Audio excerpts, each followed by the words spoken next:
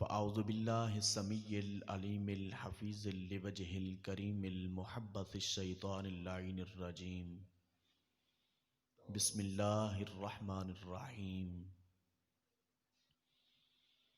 وبالوالدین احسانا صدق اللہ العظیم ان اللہ وملائکتہ یصلون علی النبی یا ایہا الذین آمنوا صلوا علیہ وسلموا تسلیما الصلاۃ والسلام علیک یا سیدی یا رسول اللہ وعلی آلک واصحابک یا سیدی یا حبیب اللہ الصلاۃ والسلام علیک یا سیدی یا خاتم النبیین وعلی آلک واصحابک یا سیدی یا سراج السالکین۔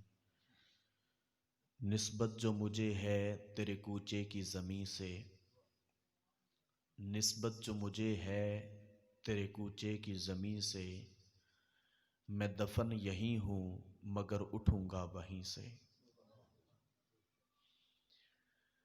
ایک عرصہ سے میری ماں سوئی نہیں تابش، ایک عرصہ سے میری ماں سوئی نہیں تابش، بس ایک رات میں نے کہا تھا مجھے ڈر لگتا ہے۔ دوستان گرامی قدر، اس وقت میں اور آپ احباب محفل قل شریف میں حاضر ہیں۔ دعا ہے رب تعالی ہم سب کا مل بیٹھنا اپنی بارگاہ میں شرف قبولیت عطا فرمائے، اور آج کی اس روح پرور تقریب کو ہمارے لیے ذریعہ نجات بنائے، خصوص بالخصوص جن کے سال ثواب کے لیے ہم مل بیٹھے ہیں، اللہ پاک ان کے درجات میں بلندیاں عطا فرمائے۔ محفل کل ہو، محفل دسواں ہو، محفل چہلم ہو، ان تمام تر محافل کے چند ایک مقاصد ہوا کرتے ہیں۔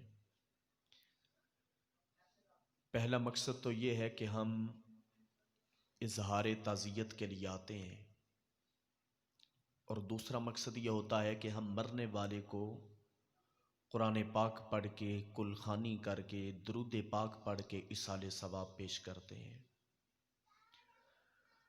اور تیسرا مقصد یہ ہوتا ہے کہ ان محافل میں ماں باپ کی عظمت کو، ماں باپ کی شان و شوکت کو، ان کی رفعت کو بیان کیا جاتا ہے کہ اللہ پاک نے انہیں کتنا اعلیٰ مقام عطا کیا ہے۔ اس محفل میں کوئی واعظ کیسے واعظ کر سکتا ہے جو محفل خود ایک واعظ کے طور پہ سجائی گئی ہو؟ وہ حضرت سیدنا عمر فاروق رضی اللہ تعالیٰ عنہ سے کسی نے پوچھا تھا، کوئی آنے والا آیا، اس نے کہا حضور مجھے کوئی نصیحت فرما دے۔ آپ نے فرمایا بتا تیرے خاندان میں اب تک کوئی شخص فوت ہوا ہے؟ اس نے کہا جی حضور۔ آپ نے فرمایا اس سے بڑی اور نصیحت کیا ہو سکتی ہے؟ میں نے آپ سے کوئی داد نہیں لینی، کوئی لچھے دار اور وارفتگی والی تقریر نہیں کرنی۔ تقریر کرنا اور ہوتا ہے، تقریر سمجھانا اور ہوتا ہے۔ میں تو ایک درد دل لے کے آپ کے پاس حاضر ہوا ہوں۔ اس میں گفتگو کا ابتدائیہ ماں باپ کی فضیلت پہ ہوگا، اور آخر میں انشاءاللہ العزیز جو ہے وہ اصلاح معاشرہ پہ چند کلمات کہوں گا۔ دعا کا وقت تو ہو چکا ہے۔ قاری صاحب سے میں نے پوچھا تو کہتے ہیں کہ 10-15 منٹ اگر آپ ڈیلے کر لیں، موسم کے لحاظ سے کچھ مہمان ابھی آ رہے ہیں تو اس میں مسئلہ نہیں ہے۔ ماں باپ کو اللہ پاک نے وہ مقام عطا کیا ہے کہ کائنات میں اس جیسی مثال انسان کو کہیں سے بھی میسر نہیں آ سکتی۔ اور ماں چونکہ ایک محبت کا پھول ہے کہ اس جیسا پھول انسان کو ساری کائنات میں کہیں سے میسر نہیں آ سکتا، اور ماں کی محبت لاجواب محبت ہے، ماں کا پیار لازوال پیار ہے، ماں کی شفقت بے مثال شفقت ہے۔ اور مولانا محمد علی جوہر نے کہا تھا، لوگوں جس گھر میں ماں نہ ہو وہ گھر قبرستان کی طرح ویران نظر آتا ہے۔ اور باپ کو بھی رب تعالیٰ نے خاص مقام عطا کیا ہے۔ باپ ایک دروازے کی حیثیت رکھتا ہے۔ لوگوں جس گھر کا دروازہ نہ ہو اس گھر میں چور اور ڈاکو بسیرا کر لیا کرتے ہیں۔ باپ ایک ستون کی حیثیت رکھتا ہے، اور جس عمارت کے نیچے ستون نہ ہو وہ عمارت قائم نہیں رہتی، گر جایا کرتی ہے۔ اور باپ وہ ایک عظیم ڈرائیور ہے جو اپنے خون پسینے کی کمائی سے گھر کی گاڑی کو چلاتا ہے۔ باپ وہ عظیم محافظ ہے جو ساری زندگی اپنے خاندان کی حفاظت کرتا رہتا ہے۔ یہ وہ تمام جملے تھے جو دنیا کے مفکرین اور مدبرین کے جملے تھے۔ آبائے میں مصطفیٰ کا ایک جملہ آپ کی خدمت میں پیش کرنا چاہتا ہوں۔ جب رسول اللہ کا ایک جملہ آتا ہے تو دنیا کے تمام مفکرین کے جملے پیچھے رہ جاتے ہیں۔ تمام مدبرین کے کہے ہوئے الفاظ اور الفاظ کا چناؤ، الفاظ کا اتار چڑھاؤ پیچھے رہ جاتا ہے۔ مصطفیٰ کا ایک جملہ ان تمام جملوں پر سبقت اختیار کر جاتا ہے۔ یہ دنیا کے تمام مفکرین اور مدبرین کے جملے تھے، میرے مصطفیٰ کا فرمان سنیے۔ مصطفیٰ فرماتے ہیں الوالد اوسط ابواب الجنہ، لوگوں باپ تو تمہارے لیے جنت کا درمیانی دروازہ ہے۔ باپ کو جنت کا درمیانی دروازہ بنا دیا۔ اور ماں کے بارے میں مصطفیٰ فرماتے ہیں الجنت تحت الاقدام امہات، اللہ نے تمہاری جنت تمہارے ماؤں کے قدموں تلے رکھ دی ہے۔ اور ایک دوسرے مقام پر رسالت مآب صلی اللہ علیہ وسلم فرماتے ہیں من اردا والدیہ فقد اردا خالقہ، لوگوں جس نے اپنے ماں باپ کو راضی کیا اس نے اپنے خالق کو راضی کر لیا۔ ومن اسخط والدیہ فقد اسخط خالقہ، اور جس نے اپنے ماں باپ کو ناراض کیا وہ سمجھے اس نے اپنے خالق کو ناراض کر لیا۔ تو ماں باپ کی رضامندی اس کی رضامندی کے ساتھ موقوف ہے۔ میرے اور آپ کے کریم آقا علیہ السلام صحن کعبہ میں بیٹھے ہیں، ایک صحابی رسول دوڑے دوڑے اس عالم میں حضور کی بارگاہ میں پہنچے کہ پیروں کی ہتھیلیاں ایڑیاں پھٹی ہوئی ہیں اور خون بہ رہا ہے، پسینے سے شرابور ہیں۔ عرض کرتے ہیں یا رسول اللہ دل میں شوق تھا کہ ماں کو کندھوں پہ بٹھا کے بیت اللہ کا طواف کرواؤں، اپنی ماں کو کندھوں پہ بٹھا کے بیت اللہ کا طواف کرواؤں، حج بیت اللہ کے لیے ماں کو لے کے آؤں، لیکن یا رسول اللہ غریب بہت ہوں، اتنی سخت نہیں رکھتا کہ جوتا خرید کے پہن سکوں۔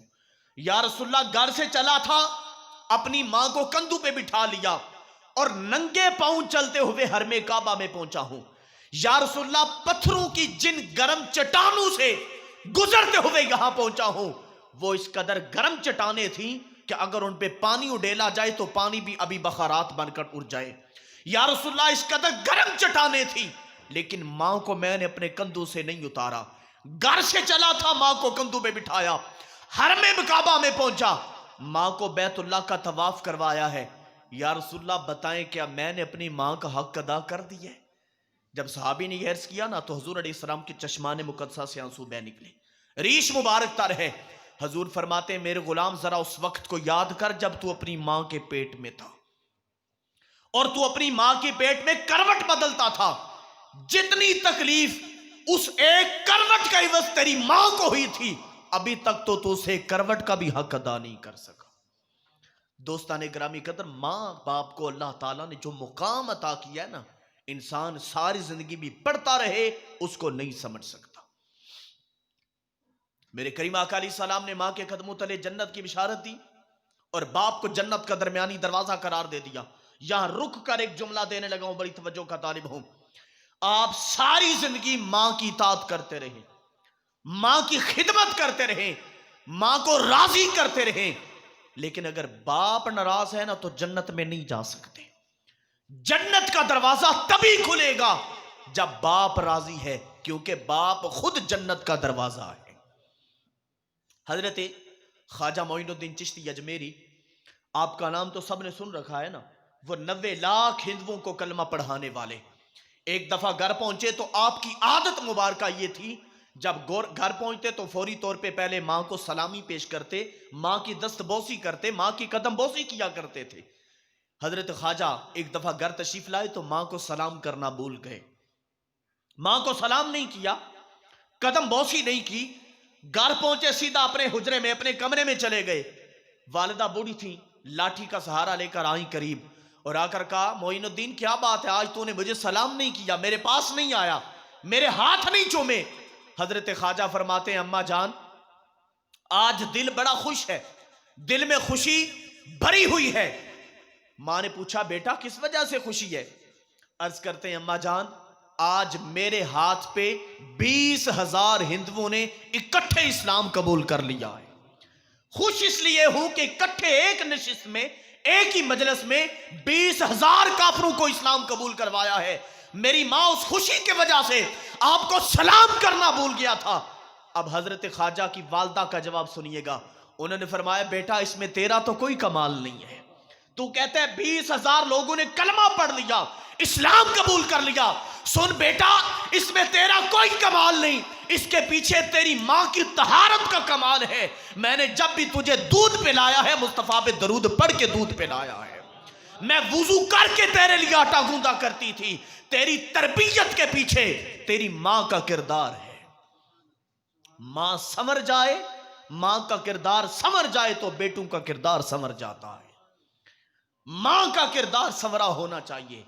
میرے کریم آقا علیہ السلام نے ماں کو ایک اعلیٰ مقام عطا کیا ہے، اور باپ کے بارے میں جو حضور نے فرمایا کہ باپ جنت کا دروازہ ہے، اس پہ میں ایک بات کر کے اصلاح معاشرہ کی طرف آؤں گا۔ باپ کو جو رب تعالیٰ نے خاص مقام عطا کیا ہے، آج ہمارے معاشرے میں المیہ یہ ہے کہ پڑھنے والے بھی صرف ماں کی شان ہی پڑھتے ہیں اور سننے والے بھی اسی بات پہ اکتفا کرتے ہیں کہ بس ماں کی شان سنا دو۔ آئے میں باپ کی شان میں ایک دو جملے کہنے لگا ہوں، بڑی توجہ کا طالب ہوں۔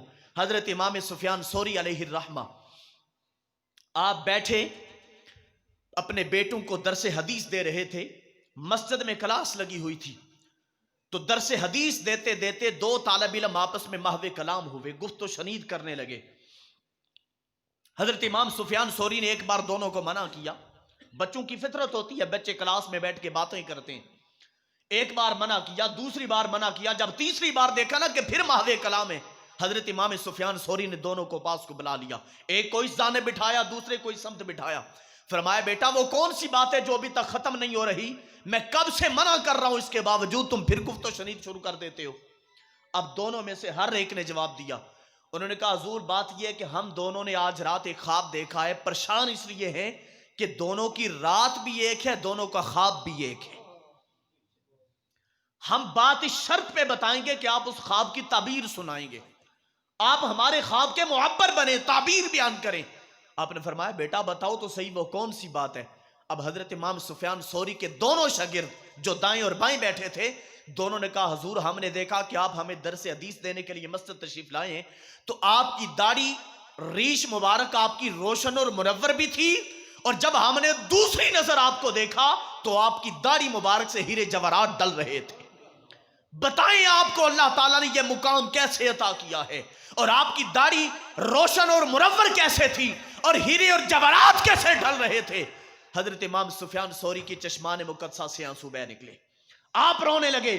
آپ نے فرمایا بیٹا بات یہ ہے میرے والد گرامی چند دنوں سے بیمار ہیں، وہ بستر علالت پر جلوہ گر ہیں، بیٹا یہاں تو میں تمہارے لیے استاذ ہوں نا، وہاں اپنے باپ کا بیٹا ہوں، یہاں استاذ بن کے بیٹھا ہوں، معلم بن کے بیٹھا ہوں، مدرس بن کے بیٹھا ہوں، وہاں میں اپنے باپ کے سامنے بیٹا ہوں۔ بیٹا جب تمہیں درس حدیث دے کے گھر پلٹتا ہوں نا تو باپ کی پائنتی کی جانب بیٹھ کے میں اپنے باپ کے قدم دابتا ہوں۔ کیا کرتا ہوں؟ اپنے باپ کے قدم۔ آپ بھی سوچیں، میں بھی سوچوں، کیا ہم بھی اپنے ماں باپ کے قدم دباتے ہیں؟ کیا ہم بھی ان کی خدمت کرتے ہیں؟ حضرت امام سفیان ثوری نے فرمایا وہ جو تمہارا خواب ہے نا اس کی تعبیر سنو، جب باپ کی پائنتی کی جانب بیٹھ کے باپ کے قدم دابتا ہوں تو بیٹا انسانی فطرت ہے کہ انسان جب دابتا ہے تو انسان ہلتا ہے، ہلتے ہلتے بار بار میری داڑھی باپ کے قدموں کو چھو جاتی ہے۔ بیٹا جس کی داڑھی نے باپ کے قدموں کا بوسہ لیا ہو اس کی داڑھی سے پھر ہیرے جواہرات نہیں ڈلیں گے تو اور کیا ڈلے گا؟ آپ نے فرمایا یہ میرا نہیں کمال، اس کے پیچھے میرے باپ کی دعاؤں کا صلہ ہے۔ میری داڑھی نے بار بار باپ کے قدموں کا بوسہ لیا ہے۔ باپ کا مقام پہچانے، باپ کا تعارف پہچانے، باپ ہے کون، باپ کو اللہ نے کتنا اعلیٰ مقام عطا کیا ہے۔ میں آخری بات کر کے گفتگو اختتام کی جانب لاتا ہوں، بڑی توجہ چاہوں گا۔ ماں باپ کو رب تعالیٰ نے وہ کمال عطا کیا ہے کہ وہ اولاد کے حق میں دعا کر دیں تو اللہ تعالیٰ اولاد کو مقام ولایت تو کجا رہا نا، مقام قطبیت بھی عطا کر دیتا ہے۔ وہ حضرت خواجہ بایزید بسطامی علیہ الرحمہ، وہ بڑا مشہور واقعہ ہے کہ جب آپ پانی لے کے آئے تھے، یہ بڑا مشہور واقعہ ہے، میں اس کی طرف نہیں جاؤں گا، ایک نئی بات سناؤں گا۔ حضرت خواجہ بایزید بسطامی ماں کے پاس سو رہے تھے تو والدہ نے حکم دیا بیٹے میرا دم گھٹ رہا ہے، جاؤ ذرا دروازہ، ایک دروازہ کمرے کا بند کر دو اور دوسرا کھول دو۔ حضرت خواجہ بایزید فرماتے ہیں میں اٹھا، اپنی چارپائی سے دروازے کے قریب پہنچا تو سمجھ نہیں آئی کہ ماں نے کس دروازے کا حکم دیا تھا۔ میں نے پیچھے مڑ کے دیکھا تو ماں سو چکی تھی۔ ماں کی دوبارہ سے آنکھ لگ گئی تو میں نے مناسب نہ سمجھا کہ ماں کو جگاؤں، میں دروازے کے پاس ہی کھڑا ہو گیا، ایک دروازہ بند کرتا ہوں دوسرا کھولتا ہوں، دوسرا بند کرتا ہوں پہلا کھولتا ہوں، پھر پہلا بند کرتا ہوں دوسرا کھولتا ہوں۔ بس ساری رات اسی میں بیت گئی کہ اگر اماں جان نے اس کا حکم دیا تھا تو یہ بھی پورا ہو جائے، اگر اس دروازے کا حکم دیا تو یہ بھی پورا ہو جائے۔ آپ فرماتے ہیں جب سحری کا وقت قریب آیا نا تو میری ماں کی آنکھ کھلی، والدہ کی آنکھ کھلی۔ ماں نے جب دیکھا کہ بیٹا بایزید دروازے کے ساتھ کھیلتا ہے، ایک دروازہ بند کرتا ہے دوسرا کھولتا ہے، دوسرا بند کرتا ہے پہلا کھول دیتا ہے، دو ہی دروازے ہیں نا، باری باری دونوں کو کھولتے ہیں۔ پوچھا بیٹا کیا کر رہے ہو؟ عرض کرنے لگے اماں جانا آپ نے حکم دیا تھا دروازہ بند کر دے دوسرا کھول دے، پر یہ نہیں بتایا تھا کون سا بند کرنا ہے اور کون سا کھولنا ہے۔ تو دل میں خیال آیا اگر اس کا کہا تھا تو یہ بھی حکم پورا ہو جائے، اگر اس کا کہا تھا تو یہ بھی تعمیل حکم ہو جائے۔ آپ فرماتے ہیں اماں جان کی روح خوش ہو گئی، طبیعت ماں کی خوش ہوئی، ماں نے مصلی بچھا لیا، اللہ کی بارگاہ میں عرض کرتی ہیں مالک اس سے پہلے میں نے دعا کی تھی تم نے بیٹے کو مقام ولایت عطا کیا تھا، آج میں دعا کرتی ہوں میرے بیٹے کو وقت کا کتب بنا دے۔ خواجہ بایزید کہتے ہیں پہلے جب ولی بنا تھا تب بھی ماں کے دعا کا صلہ تھا، آج اللہ نے وقت کا کتب بنا دیا ہے تو ماں کی دعاؤں کا صلہ ہے۔ ماں کو پہچانے کیا ہے، ماں کو پہچانے کیا ہے؟ میں ایک سادہ سی بات کرتا ہوں، اللہ اکبر، بیٹا گھر سے باہر ہونا تو واپس آئے، اس کے عزیز رشتہ دار بہن بھائی سارے اس سے ملتے ہیں، بیٹا قریب آتا ہے، بھائی موبائل کا مطالبہ کریں گے، پیسے مانگیں گے، بیٹے بیٹیاں چاکلیٹ ٹافیاں مانگیں گے، وقت کا جو تقاضا ہے وہ پورا کریں گے۔ سارے رشتہ داروں نے، بیوی جو ہے وہ پیار کی طلبگار ہوتی ہے، اس نے اپنا پیار مانگ لیا، بھائیوں نے موبائل مانگ لیا، اپنے اپنے گفٹ مانگ لیے۔ جب سب کو گفٹس دے چکا نا، سب کے تحائف ان کو دے چکا، آخر میں ایک بوڑھی ماں وہ لاٹھی کے سہارے چلتے ہوئے قریب آتی ہے، بس ماں کا ایک جملہ بیٹے کے سفر کی تھکاوٹ کو دور کر دیتا ہے۔ ماں قریب آ کے کوئی چیز نہیں مانگتی، ماں نے بیٹے سے کسی چیز کا مطالبہ نہیں کیا، ماں نے کچھ نہیں مانگا، ماں صرف ایک جملہ بولتی ہے، پیشانی پہ بوسہ دیتی ہے، سینے لگاتی ہے، بس اتنا کہتی ہے بیٹے خیریت سے گھر آ گئے۔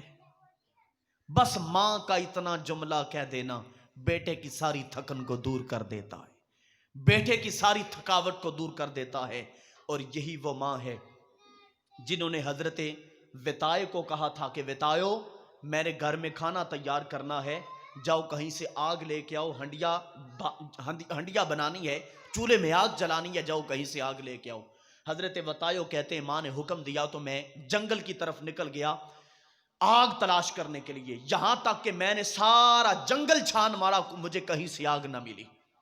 حضرت وطایو کہتے ہیں کچھ دیر بعد یہیں کہ شام ہو گئی، میں خالی ہاتھ گھر پلٹانا تو ماں نے پوچھا وطایو میں نے تمہیں آگ لینے کے لیے بھیجا تھا، تو آگ نہیں لے کے آیا؟ تو حضرت وطایو کہتے ہیں اماں جان میں نے ساری دنیا میں گھوما، میں ساری دنیا کو چھان مارا، دنیا تو دنیا رہی نا، میں جہنم کے کناروں تک بھی پہنچا، جو دروغانے جہنم تھے میں نے ان سے بھی کہا یہاں آگ ہوتی ہے مجھے آگ دے دو، مجھے آگ نہیں ملی۔ حضرت وطایو کہتے ہیں میں نے جب اماں سے یہ کہا نا کہ وہاں سے بھی آگ نہیں ملی تو اماں پریشان ہو گئی، کہنے لگی بیٹا جہنم میں تو آگ ہوتی ہے، وہاں سے آگ نہیں ملے۔ آپ فرماتے ہیں اماں جان ایک جملہ میں عرض کرنا چاہوں گا۔ اماں جان کی بارگاہ میں ہاتھ جوڑ کے نا حضرت وطایو کہتے ہیں اماں جان جب میں دوزخ کے کناروں پہ پہنچا نا تو میں نے کہا یہ آگ ہوتی ہے، مجھے آگ دو، میں نے گھر لے کے جانی ہے، چولہے میں آگ جلانی ہے، کھانا تیار کرنا ہے۔ تو فرشتوں نے کہا وطایو تیری عقل ٹھکانے ہے، یہاں آگ نہیں ہوتی، یہاں آنے والا ہر کوئی اپنی آگ ساتھ لے کے آتا ہے۔ اگر یہ جملہ آپ کو سمجھ آ گیا ہو تو، اگر یہ جملہ سمجھ آ گیا ہو، یہ دنیا دار العمل ہے، یہ دنیا عمل کا ٹھکانہ ہے، یہ عمل کا گھر ہے۔ مجھے وقت کا احساس ہے کہ 11:10 ہو چکے ہیں، 15 منٹ میں گفتگو چھوڑ دوں گا، آپ کا وقت ضائع نہیں کروں گا، لیکن یہ بات یاد رکھیں یہ دار العمل ہے، یہاں جو بھی آیا وہ اپنے ساتھ جنت بھی یہیں سے کما کے لے گیا، اور یہاں جو آیا وہ اپنے ساتھ جہنم بھی یہیں سے بنا کے لے گیا۔ وہاں آگ نہیں ہے، ہر ایک کے اپنے اعمال ہیں، وہ جس عمل سے دنیا سے چلا گیا تھا اس عمل کے ساتھ ہی اس کی جنت بھی ہے، اسی عمل کے ساتھ اس کی جہنم بھی ہے۔ آگے ہر ایک کو اپنا خود سوچنا چاہیے اس نے اس دنیا میں رہ کے کیا کرنا ہے۔ یہ دنیا دار العمل ہے، یہاں شریعت کے مطابق زندگی بسر کریں، حضور کے لائے ہوئے دین کا مذاق نہ اڑائیں، شریعت کے مطابق ہو جائیں۔ دو حدیث مبارکہ بڑی مشہور ہیں، ایک حضور فرماتے ہیں لا یؤمن احدکم حتی اکون احب الی من والدہ وولدہ والناس اجمعین، کہ تم میں سے کوئی شخص اس وقت تک کامل مومن نہیں ہو سکتا جب تک کہ میں اس کے تمام رشتہ داروں اور تمام بھائیوں سے زیادہ محبت والا نہ بن جاؤں، وہ کامل مومن نہیں ہو سکتا۔ دوسری حدیث یہ بھی بخاری کی ہے، حضور فرماتے ہیں تم میں سے کوئی شخص اس وقت تک مومن نہیں ہو سکتا جب تک کہ وہ اپنی طبیعت کو میری لائی ہوئی شریعت کے مطابق نہ کر لے۔ لیکن مسئلہ یہ ہے کہ ہم شریعت کو اپنی طبیعت کے مطابق کرنا چاہتے ہیں، نہ کہ طبیعت کو شریعت کے مطابق کرنا چاہتے ہیں۔ آج وقت ہے حضور سے محبت بھی کر لو، حضور کے لائے ہوئے دین کے مطابق اپنی زندگی کو بھی بنا لو۔ جو چیز ہمیں اچھی لگے طبیعت کے مطابق آ جائے ہم اس کو شریعت مان لیتے ہیں، اور جو شریعت کے مطابق نہ ہو ہم اس کو دین مانتے ہی نہیں۔ کھانے کا ولیمے کا موقع ہو، بیاہ کا موقع ہو، ہم 2-3 گھنٹوں انتظار کرتے ہیں۔ کل کا موقع ہو، جمعے کا وقت ہو، خطیب آخری حدیث بیان کر رہا ہو یا وہ بات مکمل کرنا چاہ رہا ہو، بندہ اٹھ کے کھڑا ہوتا ہے، کہتا ہے جناب ٹائم ہو گیا۔ شادی بیاہ پہ ہمیں وقت کی جو ہے نزاکت یاد نہیں رہتی، وقت کا احساس نہیں رہتا، لیکن یہ مواقع جو ہمارے لیے عبرت کا موقع ہے۔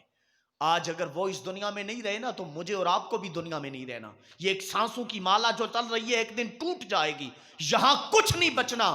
کل من علیہا فان، ہر چیز کو فنا ہے، صرف باقی ذات ہے تو وہ میرے خدا کی ذات ہے۔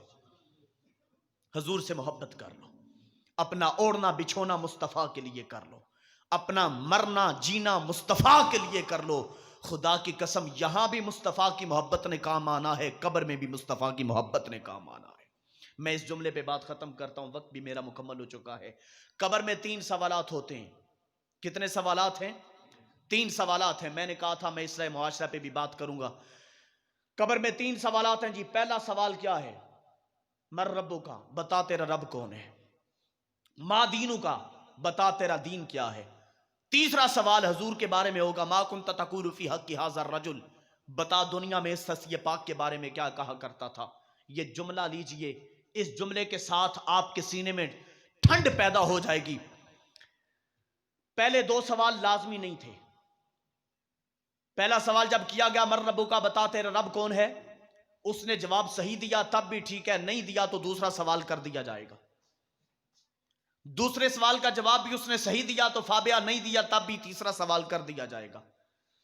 لیکن یہ بات یاد رکھیں، اگر پہلے سوال پہ فیصلہ ہو جاتا تو پھر پہلا سوال لازمی ہوتا۔ اگر دوسرے سوال پہ فیصلہ ہو جاتا جنت اور جہنم کا تو پھر دوسرا سوال لازمی ہوتا۔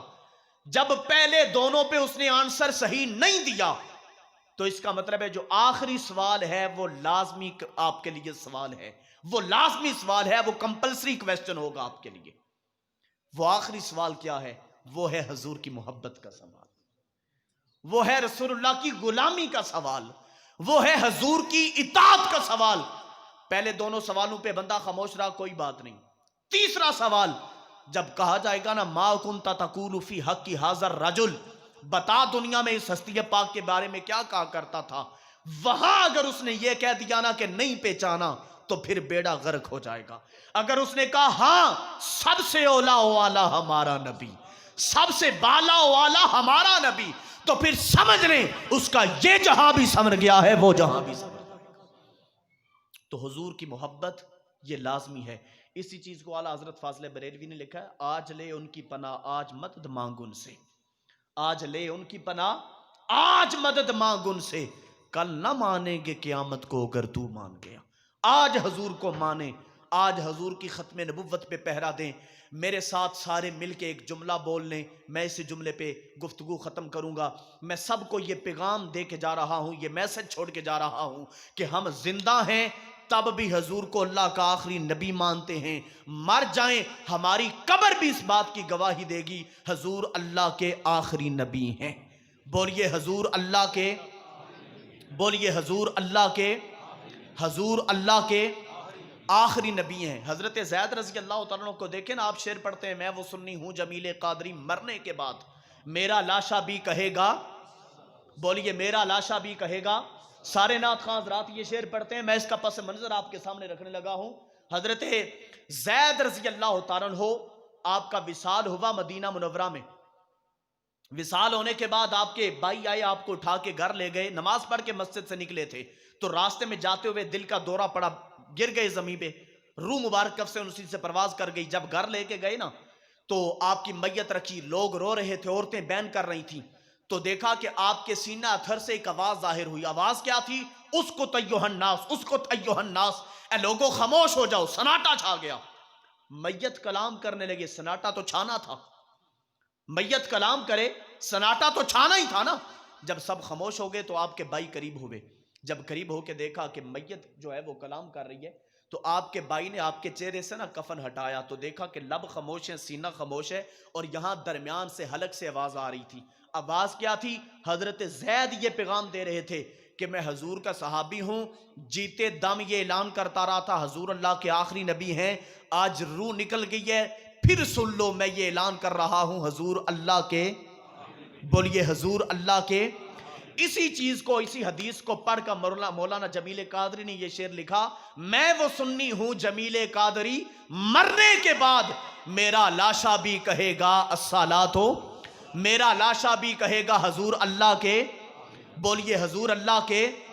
حضور سے محبت کر لیں، حضور کی ختم نبوت پہ پہرا دیں، مرتے دم تک اعلان کریں کہ حضور اللہ کے آخری نبی ہیں۔ یہ حضور کی محبت کا پیغام ہے، حضور کی شریعت کا پیغام ہے۔ زندگی حضور کے نام کر دیں کہ محمد سے وفا تو نے، ہم تیرے ہیں، یہ جہاں چیز ہے کیا، لوح و قلم تیرے ہیں، والسلام علیکم۔